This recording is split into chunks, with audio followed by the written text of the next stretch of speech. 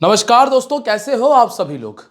IPL का match number 42 है जो कि बेंगलोर और राजस्थान के बीच में खेला जाएगा, जिसके ग्रैंड लीग के कॉम्बिनेशन के बारे में हम यहां डिस्कस करने वाले हैं कि कैसे बनाए कॉम्बिनेशन।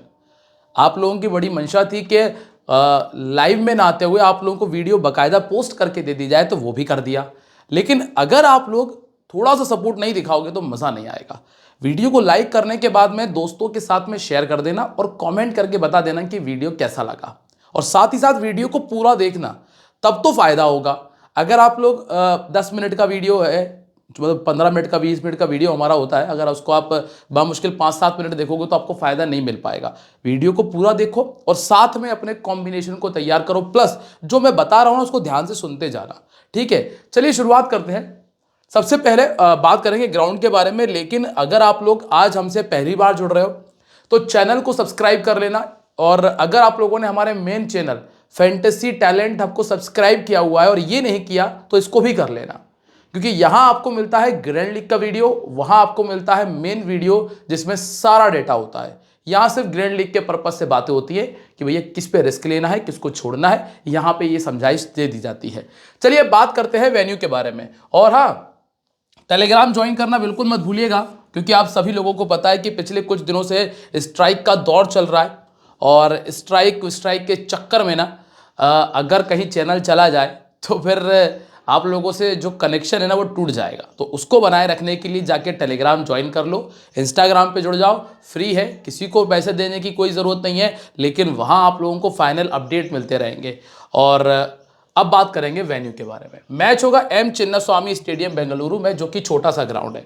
लगभग 60 मीटर की बाउंड्री आपको देखने मिलती है। कभी कभी तो ऐसा होता है कि साइड वाला विकेट इस्तेमाल कर ले तो 55 मीटर तक की बाउंड्री आपको देखने मिल जाती है। अब यहाँ जो पिछले साल कुछ मैचेस खेले गए थे वो, और जो इस साल मैचेस खेले गए वो आपके सामने हैं। अब आपको ये देखना है कि इनमें ऐसा क्या कॉमन है जो पहले भी चल रहा था और अब भी चल रहा है। सबसे पहले आप ओपनिंग पेयर पे आ जाओ। जो पहली इनिंग है, जो पहले बैटिंग करने वाली टीम है इस मैदान के ऊपर, हम उसकी बात कर रहे हैं।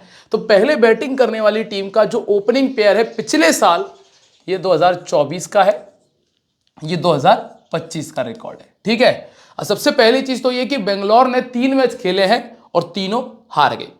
अब हार के पीछे का जो एक छोटा सा रीजन ये भी है कि पहले बैटिंग कर रही थी। अगर बेंगलोर सेकंड बैटिंग करती तो पॉसिबल है कि मैच को जीत भी सकती थी।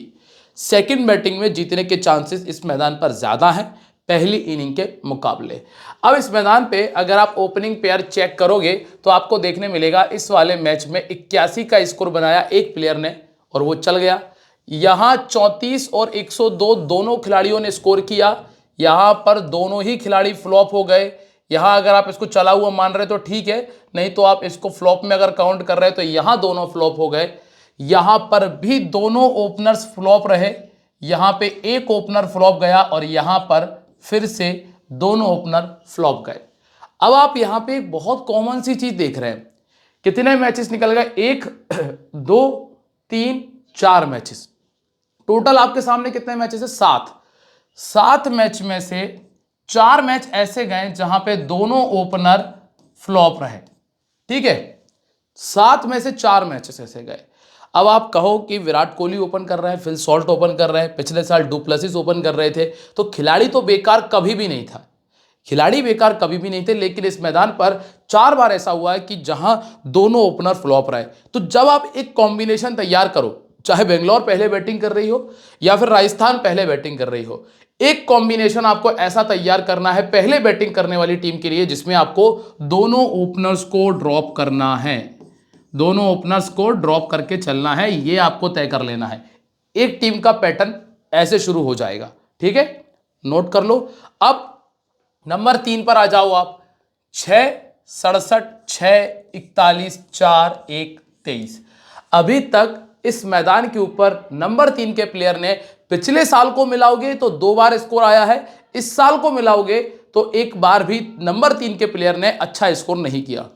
ये 23 को आप मान सकते हो, चलो ठीक है, क्योंकि ये छोटा मैच था जिसमें पंजाब के सामने 14 ओवर का मैच था, तो ये 23 वाला प्लेयर ड्रीम टीम में आ गया होगा, तो इसको आप मानना चाहो तो मान सकते हो। तो लेकिन ज्यादातर मैचेस ऐसे गए जहां पे नंबर 3 के प्लेयर ने स्कोर नहीं किया।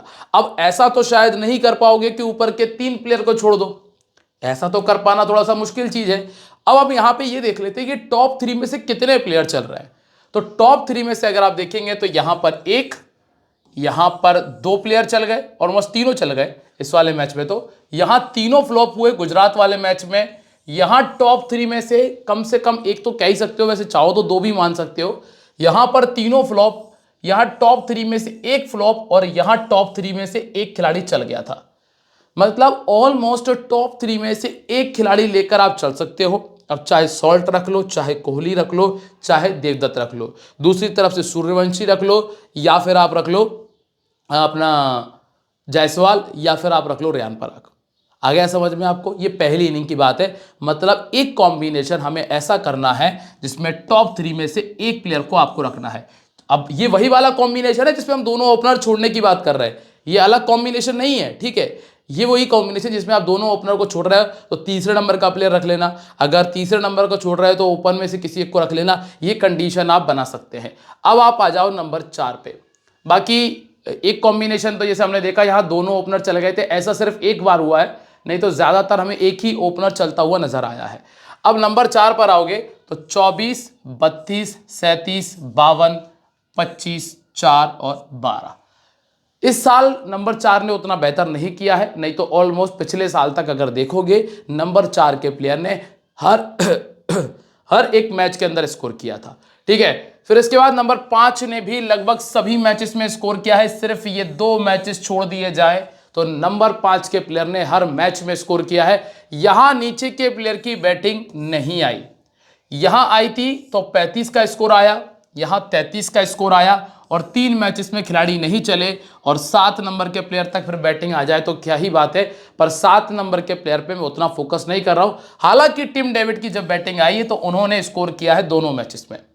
टिम डेविड ने 32 और 37 का किया था, यहां टिम डेविड ऊपर खेलने आ गए थे तो उन्होंने 50 किया। तो ये कह सकते हो कि अगर टीम पहले बैटिंग कर रही है तो टिम डेविड पे आप अपना दाव लगा सकते हो, टिम डेविड को टीम में रख सकते हो चाहे वो जिस भी नंबर पर बैटिंग करे। तो ये पैटर्न आपको समझ में आ गया। टॉप 3 में से एक, फिर ऑलमोस्ट 4 और 5 नंबर के प्लेयर को जगह दे सकते हो, कुछ टीमों में 4 नंबर को छोड़ सकते हो, 5 नंबर ऑलमोस्ट जरूरी है और इसके बाद टिम डेविड जरूरी है अगर खेल रहे तो उधर से। अब आ जाओ आप सेकंड इनिंग में। सेकंड इनिंग की क्या स्थिति है? यहां दोनों ओपनर्स पे देखेंगे तो दोनों ओपनर फ्लॉप, यहां दोनों ओपनर ने स्कोर कर दिया, यहां भी दोनों ओपनर्स ने स्कोर कर दिया, यहां दोनों ओपनर फ्लॉप हुए, फिर यहां से 149 आ गया, यहां फिर से दोनों ओपनर फ्लॉप हुए और यहां पर भी दोनों ओपनर फ्लॉप हो गए। तो अब आप यहां पर देखोगे 1 मैच, 2 मैच, 3 मैच और 4 मैच, 7 में से 4 मैच सेकेंड इनिंग में भी ऐसे गए हैं जिसमें दोनों ओपनर्स फ्लॉप हुए। लेकिन यहां एक और चीज ये है कि यहां पे ये 2 मैच ऐसे भी हुए हैं जहां पर दोनों ओपनर ने स्कोर भी किया है। तो सेकंड इनिंग के लिए आपको 2 पैटर्न बनते हैं, एक तो या तो दोनों ओपनर छोड़ दो या फिर दोनों ओपनर्स को टीम में रखो और उनको कैप्टन वाइस कैप्टन भी बना लो, क्योंकि स्कोर वही है 62-42, 64-42, ठीक है। अब आप आओगे नंबर 3 पे। हालांकि दोनों ओपनर चले हैं ना, वो सिर्फ बेंगलोर के चले हैं, ये भी ध्यान रखना। अगर आप डीसी के कहो, दूसरी टीम थी नहीं चल पाए, गुजरात के दोनों ओपनर नहीं चले, पंजाब के दोनों ओपनर नहीं चले और दिल्ली के भी दोनों ओपनर नहीं चले। सिर्फ और सिर्फ बेंगलोर जब सेकंड बैटिंग करी है तो उसके दोनों ओपनर ने स्कोर किया है, बेंगलोर के, सिर्फ बेंगलोर के, ठीक है। अब आप आओगे नंबर 3 पे तो 29, यहां पे तीनों मैचेस में नंबर 3 फ्लॉप, फिर यहां स्कोर आया, यहां पे दोनों मैचेस में फ्लॉप। तो ज्यादातर नंबर 3 ने कुछ खास किया नहीं है। और फिर इस साल अगर देखोगे तो 4 नंबर ने अच्छी बैटिंग की है और नीचे के बल्लेबाजों की उतनी ज्यादा बैटिंग आई नहीं है इस साल अभी तक। अगर विकेट्स की बात करें तो पहली इनिंग के अंदर आपको ज्यादा विकेट्स देखने मिले हैं, लगभग 7 से 8 विकेट हर मैच के अंदर। लेकिन सेकंड इनिंग में जैसे यहां पे 2 ही विकेट गए, यहां पे आपको सिर्फ 3 विकेट देखने मिले, यहां आपको सिर्फ 4 से 5 विकेट देखने मिले। तो ये स्थिति है। हालांकि धीरे धीरे बढ़ रहे लेकिन फिर भी सेकंड इनिंग में ज्यादा विकेट हमें देखने नहीं मिले। तो इस तरह से इस ग्राउंड के बल्लेबाज काम कर रहे हैं। अब आप आ जाओ यहां पे जरा गेंदबाजी सेक्शन में। गेंदबाजी में आप ये देखोगे कि इस मैदान पे राइट आर्म फास्ट बॉलर ने एक मैच खेला था और उस एक मैच में उसको विकेट मिला है। मतलब राइट आर्म फास्ट बॉलर को पहली इनिंग के अंदर विकेट मिल जाएंगे। फिर आप राइट आर्म मीडियम देखोगे तो सबसे ज्यादा विकेट है राइट आर्म मीडियम के खाते में, 22 विकेट। 8 मैचेस में 22 विकेट से अंदाजा लगा रहे हो कितना बैठ रहा है। लगभग हर मैच में कम से कम 3 विकेट जो है वो राइट आर्म मीडियम के खाते में जा रहे हैं, कम से कम 3 विकेट। अब ये चाहे किसी एक ही गेंदबाज को मिल जाए या फिर ये भी हो सकता है कि किसी एक को 2 मिले, और 3 विकेट मिनिमम है, मतलब ऐसा भी पॉसिबल है डेथ ओवर में बढ़ जाए तो 4 तक गाड़ी जा सकती है। लेफ्ट आर्म फास्ट बॉलर ने यहां विकेट नहीं निकाला, यहां विकेट नहीं निकाला और यहां पे 2 विकेट थे। लेफ्ट आर्म मीडियम को ज्यादातर मैचेस में विकेट है और टोटल विकेट है 10, मतलब almost 1 wicket minimum left arm medium गेंदबाज को मिला है। फिर इसके बाद राइट आर्म ऑफ स्पिन को उतना कुछ खास है नहीं, 3 विकेट मिले हैं 3 मैचेस में। लेग स्पिन, अब आप देखोगे एक तरफ वादेंदु हसरंगा है, एक तरफ सुयश शर्मा है, और लेग स्पिनर का रोल उतना ज्यादा नहीं रहा। हालांकि इस सीजन की बात करो, सिर्फ इस सीजन की, तो इस सीजन में पिछले 2 मैचेस में लेग स्पिनर को 4 विकेट मिल गए, सिर्फ इस सीजन में। बाकी पिछले साल देखोगे तो स्पिनर के लिए उतना कुछ खास था नहीं। और चाइना मैन को टोटल मिले हैं 3 विकेट और ऑर्थोडॉक्स को यहां तक विकेट नहीं था पिछले मैच में। इस सीजन में टोटल 4 विकेट आ चुके हैं। पिछले साल तक ऑर्थोडॉक्स को यहां विकेट नहीं मिल रहे थे, लेकिन इस साल आओगे तो 4 विकेट ऑर्थोडॉक्स ने निकाले हैं। तो सबसे ज्यादा जरूरी गेंदबाज है राइट आर्म मीडियम, इसके बाद है लेफ्ट आर्म मीडियम, फिर बचे हुए गेंदबाज हैं जो आपके काम आएंगे। ठीक है, अब अगर आप बात करोगे यहां से सेकंड इनिंग में, तो सेकंड इनिंग में भी राइट आर्म फास्ट बॉलर का रोल बहुत तगड़ा रहा है। 3-3 विकेट यहां और 2 विकेट यहां निकाले हैं, टोटल 8 विकेट। इन तीनों मैचेस में कोई राइट आर्म फास्ट बॉलर नहीं था। फिर आप राइट आर्म मीडियम देखोगे तो ये बीच के 2 मैचेस में राइट आर्म मीडियम को विकेट नहीं मिला, बाकी टोटल मिला के 16 विकेट जो है राइट आर्म मीडियम को मिले, ऑलमोस्ट 2 विकेट तक गाड़ी जा सकती है। फिर लेफ्ट आर्म को 4 विकेट यहां मिले और यहां पे मिला के देखोगे तो लगभग 6 विकेट है। सेकंड इनिंग में लेफ्ट आर्म मीडियम का काम उतना ज़्यादा देखने नहीं मिला है। इसके बाद राइट आर्म ऑफ स्पिन को अभी तक विकेट नहीं मिला। लेग स्पिन की भी कहानी कुछ ऐसी है, पिछले साल तो एक बार भी सेकंड इनिंग में विकेट नहीं आया, और इस साल की बात करूंगा तो सिर्फ एक मैच था जिसमें लेग स्पिनर को विकेट मिला था सेकंड इनिंग के अंदर।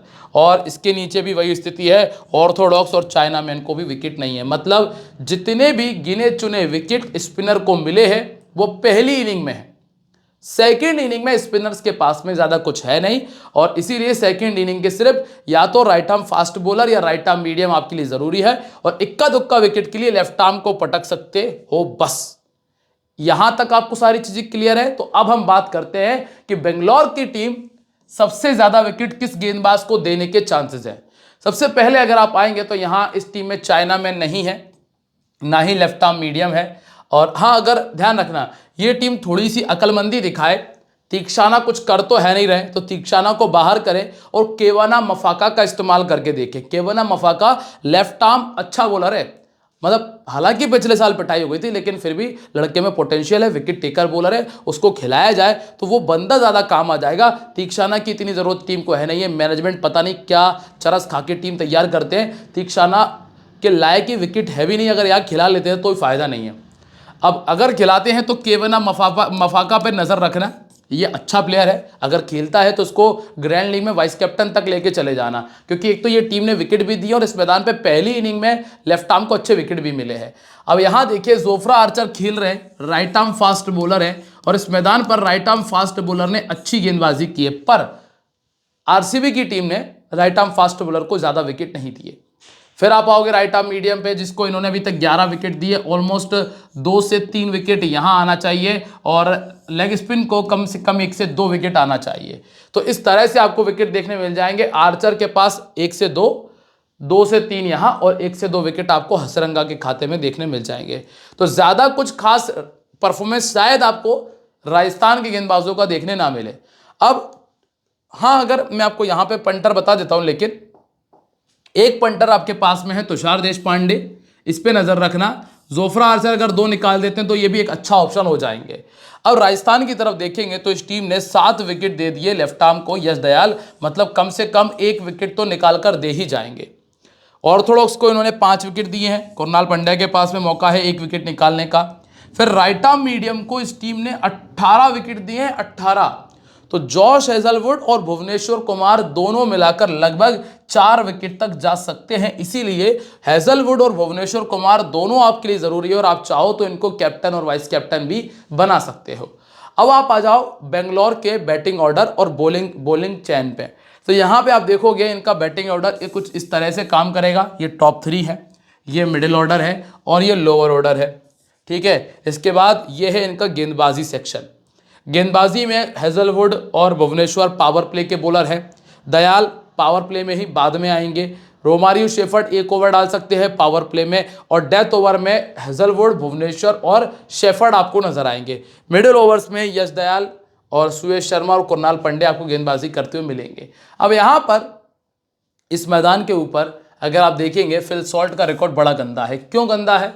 क्योंकि हम पीछे से देखते आए हैं कि इस मैदान पर ओपनिंग पेयर में से 1 विकेट तो गया ही गया है, और वो स्थिति कुछ ऐसी है कि ज्यादातर मैचेस में सॉल्ट आउट हुए अभी तक तो।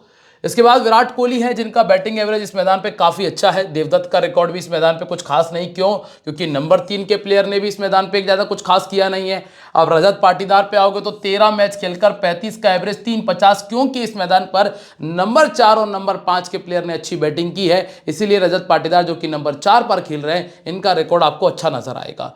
गेंदबाजी में स्पिनर के पास में ज्यादा मौके है नहीं, इसीलिए कुणाल पांड्या, सुयश शर्मा के पास 5 में 5 विकेट है। लेकिन जब राइट आर्म मीडियम की बात करी है तो भुवनेश्वर को 15 में 16 विकेट मिले हैं और जॉश हेजलवुड को 3 में 4 विकेट मिले हैं। लेफ्ट आर्म मीडियम को 11 में 12 विकेट है। अब आप यहां पे आओ, पहला नाम है फिल सॉल्ट का, जो कि पिछले 2 मैचेस में फ्लॉप है। अगर आप इनका परफॉर्मेंस देखते हैं तो पहले बैटिंग करते हुए 21 का बैटिंग एवरेज है, लेकिन जब बात सेकेंड इनिंग की आई है तो 37 का बैटिंग एवरेज है। कमजोरी ऐसी है, कमजोरियों की बात करेंगे तो भाई ऑर्थोडॉक्स गेंदबाजी नहीं खेल पाते। इस टीम में कोई ऑर्थोडॉक्स नहीं है, इसके अलावा और कोई इनकी कमजोरी नहीं है। अब अगर इनको कोई आउट कर सकता है तो दोस्तों वो है तुषार देशपांडे, जिन्होंने पहले भी 11 गेंदों में 1 बार आउट किया है। इसके अलावा और कोई प्लेयर ऐसा नहीं जिसने इनको परेशान किया हो। तीक्षाना ने 36 गेंद में आउट किया लेकिन रन दिए 62।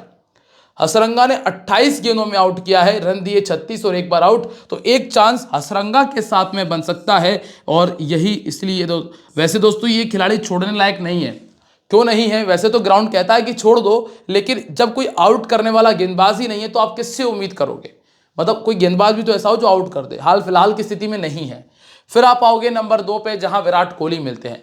विराट कोहली आपके लिए सबसे बेस्ट कैप्टनसी की चॉइस है। आप कहोगे यार विराट कोहली तो वैसे ही स्कोर करता है। जी भैया, स्कोर करता है, लेकिन अगर कोई कहे आपसे कि कई बार आउट भी होते हैं, ऐसी बात नहीं है, लेकिन इस मैच में सबसे बेस्ट चॉइस है। आप ज्यादातर टीम में ट्राई कर सकते हो। कारण बता दूं मैं आपको, हालांकि इस मैदान पर ओपनर ने अच्छा नहीं किया है, लेकिन इसके बावजूद भी पहली चीज तो ये है कि इनको आउट करने वाली जो कमजोरी है वो इनको आपको देखने नहीं मिलेगी। कोई भी ऐसा गेंदबाज नहीं जो इनको परेशान कर रहा हो। अब दूसरी चीज ये है कि संदीप शर्मा का रिकॉर्ड दिखाएंगे कई लोग आपको।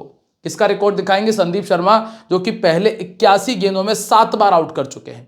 यही रिकॉर्ड दिखा रहे होंगे आपको काफी सारे लोग, लेकिन मैं एक और रिकॉर्ड दिखाता हूं आपको। वो ये है, ये 26 गेंदें देख रहे हो आप, 26 बॉल 43 रन और 0 आउट। ये रिकॉर्ड भी संदीप शर्मा का ही है, और ये रिकॉर्ड है 2020 के बाद का। लास्ट बार संदीप शर्मा ने विराट कोहली को आउट किया था 2020 में। 5 साल निकल चुके हैं और उसके बाद संदीप शर्मा ने आउट नहीं किया। हालांकि हर बार होता यही है कि विराट कोहली बैटिंग करने आते हैं, संदीप शर्मा को गेंदबाजी पे लगा दिया जाता है। अब अगर दिन ज्यादा ही खराब हो तो एक अलग बात है, नहीं तो चांसेस ना के बराबर है। स्ट्राइक रेट देखो लगभग 200 का रहा है। कितने का स्ट्राइक रेट है? लगभग 200 का। तो ये चीज तो आप मान लेना कि संदीप शर्मा उतनी बड़ी समस्या अब नहीं है। और बाकी इसके अलावा और किसी गेंदबाज ने आउट नहीं किया। हाँ, बस ये है कि जोफ्रा आर्चर की पेस उनसे ज्यादा उतनी बेहतर खिली नहीं, और 32 गेंदें खेली हैं जिसमें सिर्फ 34 रन बना है। तो अगर कोई आउट कर सकता है तो वो जोफ्रा आर्चर है, क्योंकि परेशान किया है, रन बनाने नहीं दिए हैं। और इसके अलावा तीक्षाना ने 22 गेंद में 28 रन दिए। पर अभी की स्थिति में विराट कोहली सबसे बेस्ट ऑप्शन। वैसे मैं हमेशा ये कहता हूं कि पहली इनिंग में विराट कोहली को कैप्टन मत बनाना, लेकिन अब तो आप पहली इनिंग में भी बना सकते हो। इसके बाद है देवदत्त पाडिक्कल। देवदत्त पाटिकल की अगर बात करेंगे तो पिछले 1-2 मैचेस में स्कोर करने के बाद इनका सिलेक्शन परसेंटेज बढ़ चुका है, लेकिन बहुत दिक्कत आती है जब कोई इनको लेफ्ट आर्म मीडियम गेंदबाज इनके सामने आ जाता है। अब यहाँ तो आपको कोई लेफ्ट आर्म मीडियम नजर नहीं आएगा, लेकिन ये एक चीज हो सकती है कि केवना मफाका का इस्तेमाल कर लिया जाए, फजल हक फारूकी का इस्तेमाल कर लिया जाए, तो वहां इनके लिए परेशानियां बढ़ेंगी। अब जोफ्रा आर्चर 24 गेंदों में एक बार आउट कर चुके हैं, तीसरे विकेट की संभावनाएं ऐसे बढ़ जाएंगी कि संदीप शर्मा ने 28 गेंद में एक बार आउट कर दिया। तो इसीलिए मैं यहां पे देवदत्त पाटिकल के जो चांसेस हैं वो 50-50 मान के चल रहा हूं। अगर सिलेक्शन के हिसाब से देखें तो ऊपर के दोनों प्लेयर बेस्ट ऑप्शन है, और अगर उनमें से छोड़ना है तो फिर आप सॉल्ट को छोड़ सकते हो, बाकी विराट कोहली ज्यादातर टीम में रहेंगे। अब आप आओगे नंबर 4 पे। नंबर 4 पे है रजत पाटीदार, जिन्होंने जब जब पहले बैटिंग की है तब तब ड्रीम टीम में जगह बनाई है। लेफ्ट आर्म मीडियम ये भी नहीं खेल पाते, अगर कोई लेफ्ट आर्म मीडियम यहां लाया जाए तो फायदा होगा। तुषार देशपांडे ने इनको भी एक बार आउट किया है दोस्तों, ध्यान रखना। देवदत्त को भी आउट किया, फिल सॉल्ट को भी परेशान किया, और यहां पे रजत पाटीदार को भी आउट किया। इसीलिए तुषार देशपांडे मेरे लिए वो डिफरेंशियल पिक है जो मैंने आपको पीछे ही बता दिया है। 32 गेंदों में 4 बार इनको लेफ्ट आर्म मीडियम ने आउट किया। राइट आर्म फास्ट बॉलर इनको 28 गेंदों में 3 बार आउट कर चुका है। जोफ्रा आर्चर इस तरह की गेंदबाजी करते हैं। फिर आते हैं जितेश शर्मा। जितेश शर्मा आपको ड्रीम टीम में नजर आ जाएंगे, कारण है जिस तरह का रिकॉर्ड हमने इस मैदान पर देखा है। क्या चल रहा है कि ऊपर के प्लेयर स्कोर कर नहीं रहे, जो परफॉर्मेंस आया वो नीचे के प्लेयर से आया। इसीलिए हालांकि कमजोरियों की बात करेंगे तो लेग स्पिन नहीं खेल पाते। यहां पे वानिंदु हसरंगा मौजूद हैं, जिन्होंने 8 गेंदें डाली हैं और एक बार पहले आउट भी कर दिया। और एक बार फिर से आप यही देखोगे कि तुषार देशपांडे ने 11 गेंदें डाली हैं और 15 रन देकर एक बार आउट कर दिया। तुषार देशपांडे हो चुके हैं ना हमारे लिए डिफरेंशियल पिक बन चुके हैं, तो इसीलिए तुषार देशपांडे आपके लिए अच्छा पिक है। अब number 5 Romario shepherd. Romario shepherd वही पहले बैटिंग करते हुए 26 का बैटिंग एवरेज है, सेकंड करते हुए 24 का है, पर इतना है कि बैटिंग बॉलिंग मिल जाए वो काफ़ी होगा। मुझे लग रहा है कि इनका बैटिंग डाउन टिम डेविड के भी आप नीचे देख पाएंगे। अब यहाँ पे अगर देखा जाए कौन कितनी बार ड्रीम टीम में शामिल हुआ है, किस सिचुएशन में शामिल हुआ है, वो भी देखेंगे। सबसे पहली चीज़ तो ये कि इस टीम के जो ऊपर के 4 बल्लेबाज हैं, चारों के चारों 4 बार ड्रीम टीम में जगह बना चुके हैं, जिसमें रजत, देवदत्त, विराट और सॉल्ट शामिल हैं। अब जब सभी ने बराबर बराबर से ड्रीम टीम शेयर की है तो हमें यह देखना है कि साथ में कौन कौन आ रहा है बार बार।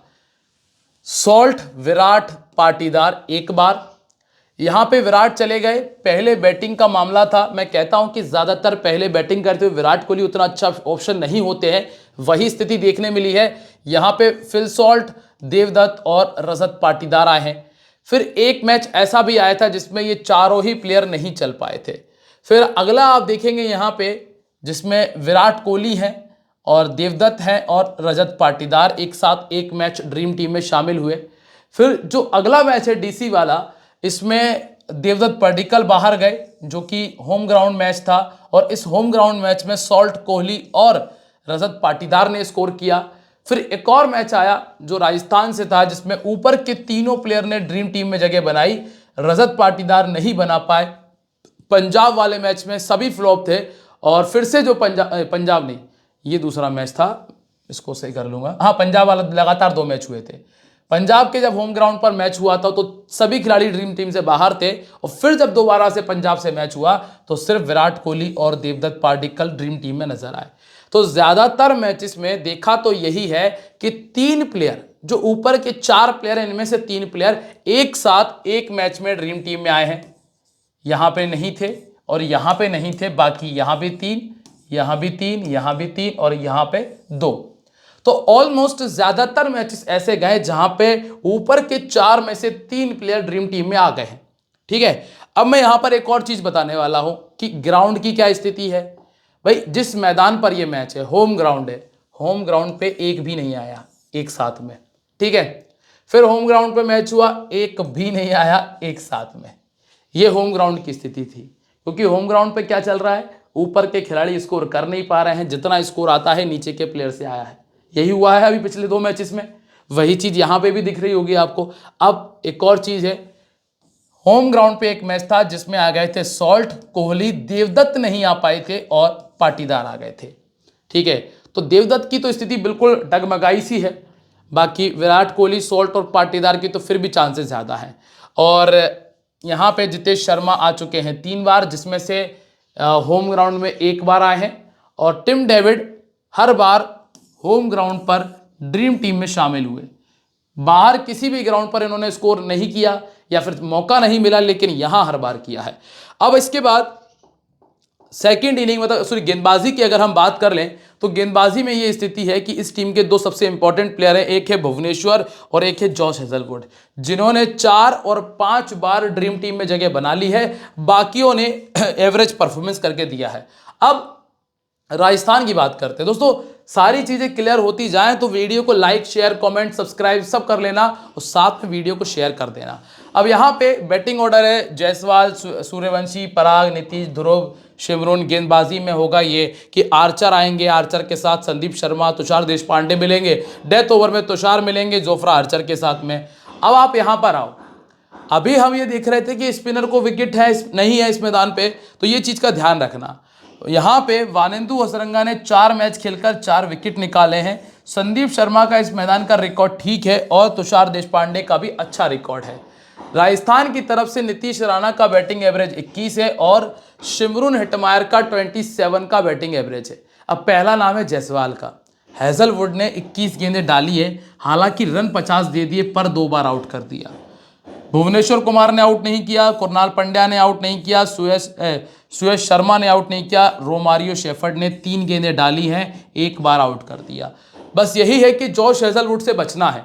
अगर हेजलवुड से नहीं बच पाए तो फिर ये विकेट चला जाएगा और इनको बहुत दिक्कत आती है जब कोई लेफ्ट आर्म मीडियम गेंदबाजी करने आ जाता है। तो एक और प्लेयर जिससे इनको बचना है वो यश दयाल है। मतलब चांसेस बहुत अच्छे हैं कि यहाँ जायसवाल अगर आउट हो भी जाए तो कोई बहुत बड़ी बात नहीं है। फर्स्ट इनिंग में आप चाहो तो ये छोड़ने का रिस्क उठा सकते हो। फिर आप नंबर 2 पे आओगे, वैभव सूर्यवंशी हैं, जिनका ये पहला ही मैच था और पर मुझे ऐसा अंदर से पता नहीं मुझे ऐसी क्यों फीलिंग आ रही है कि वैभव सूर्यवंशी इस मैच में 50 बना रहा है, क्योंकि बहुत सेंसिबल क्रिकेट खेला था लड़के ने यार, बहुत सेंसिबल क्रिकेट था। अब इसके बाद है दोस्तों रियान पराग। रियान पराग के फ्लॉप होने के चांसेस थोड़े से ज़्यादा मुझे नजर आ रहे हैं। सबसे बड़ी दिक्कत है यश दयाल, जिन्होंने इनको 13 गेंदों में 2 बार आउट किया।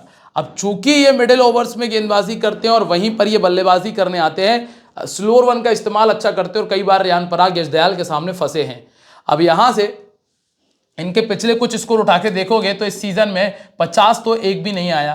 तो अगर आप कैप्टन वाइस कैप्टन सोच रहे हो तो वो वैसे ही बहुत रिस्की हो गया, बहुत ज़्यादा रिस्की हो गया। तो as a player better option है, लेफ्ट आर्म मीडियम के सामने फंस जाते हैं। इसके अलावा ऐसी कोई किसी और गेंदबाजी से समस्या नहीं है, बस अगर कोई आउट करेगा तो वो यश दयाल, हाई चांसेस हैं। फिर आओगे नीतीश राणा के पास में। नीतीश राणा भी लेफ्ट आर्म बॉलर नहीं खेल पा रहे हैं। पिछली 6 गेंदों में 2 बार तो सिर्फ लेफ्ट आर्म ने आउट कर दिया। भुवनेश्वर कुमार 37 गेंदों में 2 बार आउट कर चुके हैं। यश दयाल ने हालांकि अभी तक आउट नहीं किया, लेकिन इस मैच में परेशान कर सकते हैं। इसके अलावा इनको और किसी ने इतनी दिक्कत नहीं दी है। ऑफ स्पिन से आउट हुए हैं, पर इस टीम के पास में ऑफ स्पिनर नहीं है। नीतीश राणा सेकंड बैटिंग करेंगे तो अच्छा ऑप्शन है, पहले बैटिंग में अच्छा ऑप्शन नहीं है। फिर इसके बाद ध्रुव जुरैल है। ध्रुव जुरैल आपको ड्रीम टीम में नजर आ जाएंगे। कारण बता देता हूं कि एक भी गेंदबाज ने अभी तक आउट नहीं किया। जितने भी गेंदबाज सामने वाली टीम में मौजूद हैं, किसी ने भी आउट नहीं किया। और इनको लेफ्ट आर्म मीडियम ने 20 गेंदों में 2 बार आउट किया है। राइट आर्म फास्ट बॉलिंग ने 29 गेंदों में 2 बार आउट किया, लेकिन ये समस्या इतनी बड़ी नहीं है। पर हाल फिलहाल में ध्रुव जुरैल आपको ड्रीम टीम में नजर आ जाएंगे, ज्यादातर टीम में रख सकते हो, ठीक है। और इसके बाद शिमरून हेटमायर आपको मिलते हैं। शिमरून हेटमायर ने 62 गेंदों में 2 बार अपना विकेट दिया है। फास्ट बॉलिंग को ऑर्थोडॉक्स को दे चुके हैं 5 बार। भुवनेश्वर ने 34 गेंदों में 2 बार आउट कर दिया। तो शिमरून हेटमायर के चांसेस भी वही 50-50 वाले ही हैं। और अब यहां से इस टीम के अगर ड्रीम टीम की चर्चा करोगे तो आपको यह देखने मिलेगा सिर्फ 2 प्लेयर, सिर्फ और सिर्फ 2 प्लेयर। एक है जायसवाल जो कि 5 बार ड्रीम टीम में जगह बना चुके हैं। एक है रियान पराग जो कि ऑलमोस्ट हर मैच में 25-30 का स्कोर कर जाते हैं, इसलिए वो ड्रीम टीम में आ जाते हैं। लेकिन यहां आपको मैं एक और बात बता दूं कि रियान पराग इस मैच में गेंदबाजी भी करेंगे। कम से कम 2 ओवर की गेंदबाजी रियान पराग की आप देख सकते हो, इसीलिए रियान पराग आपके लिए एक अच्छा पिक होंगे, डिफरेंशियल पिक होंगे अगर गेंदबाजी में विकेट मिल जाता है तो। बाकी और जितने भी प्लेयर हैं ये सब एवरेज परफॉर्मर हैं। गेंदबाजी में भी इनके पास कोई है नहीं। सिर्फ और सिर्फ जोफ्रा आर्चर की दम पे खेल रहे हैं या फिर खेलते हैं ये वानिंदु हसरंगा की दम पे, क्योंकि इन्होंने टोटल 6 मैचेस खेले हैं और 4 बार अपनी जगह बना ली ड्रीम टीम के अंदर।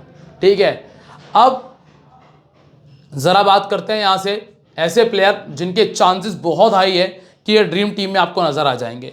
8 प्लेयर दे रहा हूँ और ये गारंटी से कह दूंगा कि 8 में से 7 प्लेयर, कम से कम 7 प्लेयर ड्रीम टीम में दिखेंगे आपको। ध्रुव जुरैल है विकेट कीपिंग में, विराट कोहली, रजत पाटीदार, वैभव सूर्यवंशी को मैंने रिस्क के तौर पर ट्राई किया है, वानिंदु हसरंगा, जॉश हेजलवुड, भुवनेश्वर कुमार और तुषार देशपांडे। इनमें से कुछ ऐसे रिप्लेसमेंट वाले ऑप्शन भी है, मैं बता देता हूं। जैसे कि हसरंगा के स्थान पे आप चाहो तो हसरंगा को पहली इनिंग में ट्राई कर लेना, और चाहो तो यश दयाल को चेंज कर सकते हो। तुषार देशपांडे बेटर ऑप्शन है, वैभव सूर्यवंशी भी, और वैभव सूर्यवंशी आपके लिए बेटर ऑप्शन है, आ जाएगा ड्रीम टीम में। अब कॉम्बिनेशन तैयार कर लेते हैं। सबसे पहला कॉम्बिनेशन जिसमें मैंने विराट कोहली को कप्तान और रजत पाटीदार को वाइस कैप्टन किया है, इसमें अगर पहले बैटिंग कर रही है, कौन सी टीम पहले बैटिंग कर रही है? आरसीबी की टीम। चूंकि पहले बैटिंग करते हुए विराट कोहली को रखने का उतना फायदा रहता नहीं है, लेकिन चूंकि इनको आउट करने वाला गेंदबाज सामने वाली टीम में नहीं है, इस वजह से विराट कोहली कप्तान, पाटीदार वाइस कैप्टन। जितेश शर्मा है, एक विकेट मान के चल रहा हूं, वो फिल सॉल्ट का है। देवदत्त भी आउट हो सकते हैं, पर अगर आप चाहो तो इनके स्थान पे टिम डेविड पे आ सकते हो। फिर है यहाँ पे वैभव सूर्यवंशी। एक और रिस्क लिया है यहाँ पे छोड़ने का हमने जायसवाल को। ठीक है, Wanindu Hasaranga, Bhuvneshwar Kumar, Josh Hazlewood, Tushar Deshpande death overs के लिए और रोमारियो शेफर्ड को रखा हुआ है। इनके स्थान पे यश दयाल को ऐड कर सकते हो, कोई समस्या नहीं है, इक्का दुक्का चेंज आप कर सकते हैं।